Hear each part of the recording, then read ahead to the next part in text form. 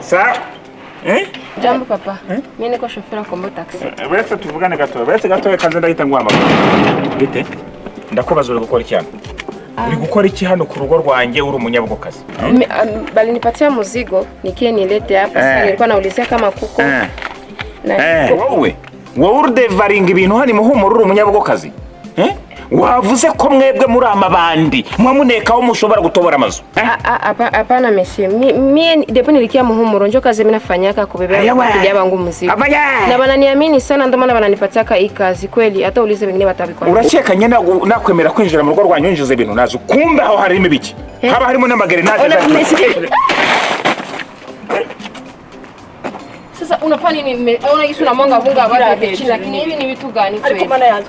Ntumbwire ko yari yafu yanjye. Bigenze gute shofe? Wewe uri umushoferi wa kombo taxi. Siwe natumye ifu. Ndio mama bigenze gute? Akisha na mwanga bunga ko yote chini. Sheri ni wowe. Ntabwo nenze ko arifaza nyine mbanze ko ari abantu b'abanyabugo ari abantu babi bagenzwa n'ibintu bibi none nyine ntabwo nenze ko arifaza. Mana yanjye. We bizogeza ryari ko nama ndiko ndagusigurira ko ubwo gwanka taho bizokugeza.